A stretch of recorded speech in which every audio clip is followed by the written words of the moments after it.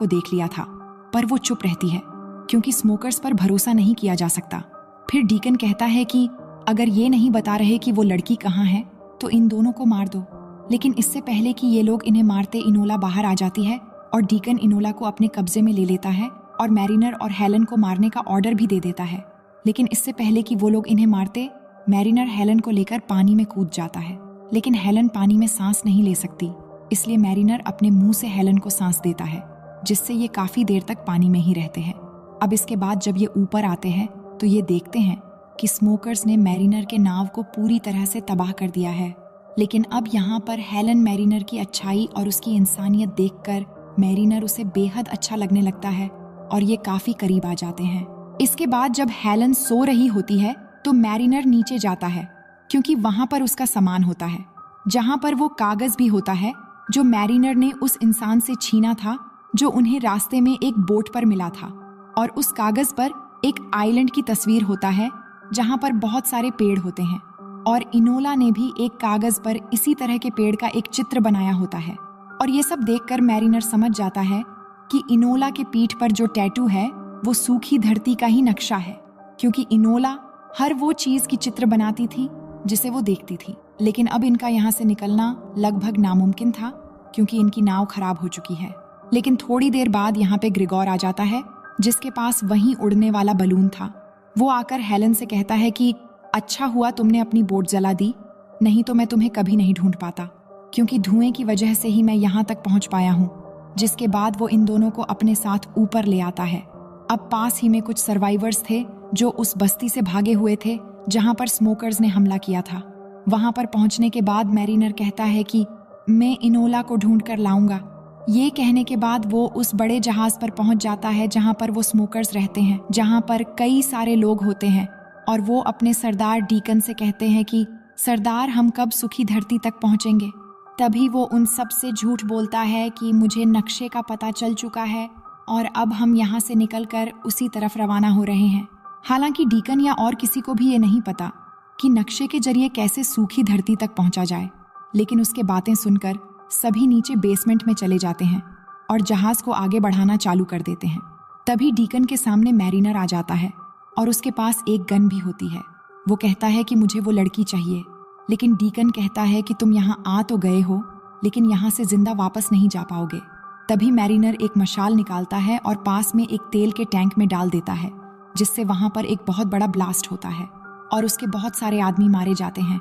इसी बीच mariner Enola को ढूंढने लगता है, पर तभी वो देखता है कि डीकन इनोला को प्लेन में उड़ाकर ले जा रहा है। तभी मैरिनर एक रस्सी को प्लेन से अटकाकर उसे क्रैश करवा देता है और वहीं हम देखते हैं कि ब्लास्ट की वजह से ये विशाल जहाज भी डूब रहा था। लेकिन इससे पहले कि ये जहाज डूबता, वहां पर हेलन उड़ने वाले बलून लेकर वहां आ जाती है और मैरिनर और इनोला को बचा लेती है।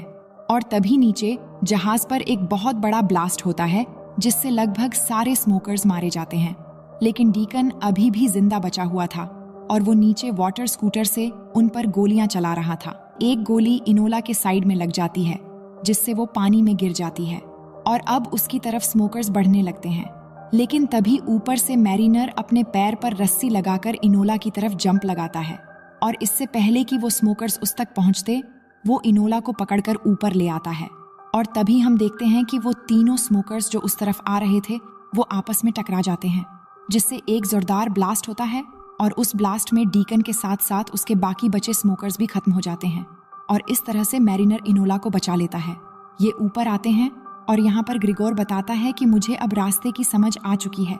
वो सूर्य की स्थिति से अंदाजा लगाता है और जो टैटू इनोला की पीठ पर है उससे वो तालमेल बिठाता है और कहता है कि सूखी धरती उस तरफ होनी चाहिए। इसके बाद वो अपने उड़ते हुए बलून को उस दिशा की ओर ले जाने लगते हैं। अब कुछ समय के अंदर रात होती है और ये सब सो जाते हैं। इसके बाद जब सुबह मैरिनर की आंख खुलती है तो वो देखता है कि उनके पास एक बर्ड आकर बैठा है और तभी वो सामने देखते हैं कि वहां पर बहुत ऊंचा एक पहाड़ है और ये है हिमालय पर्वत। लेकिन हिमालय पर्वत अब पूरा हरा भरा हो चुका है, जहां एक इंसान को जीने के लिए लगभग सारी चीजें हैं।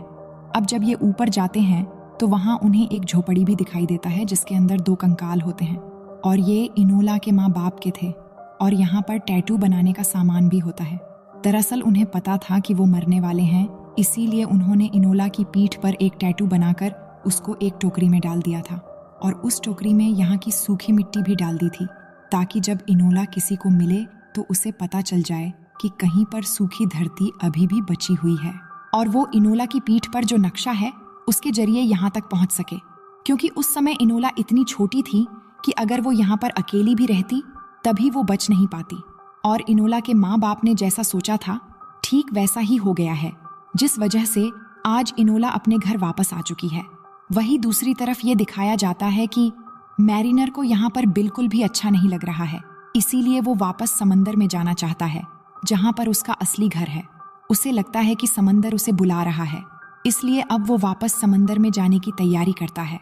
लेकिन इनोला और हेलन नहीं चाहते कि वो वापस जाए और हेलन उससे प्यार भी करती है, लेकिन मैरिनर को जाना है।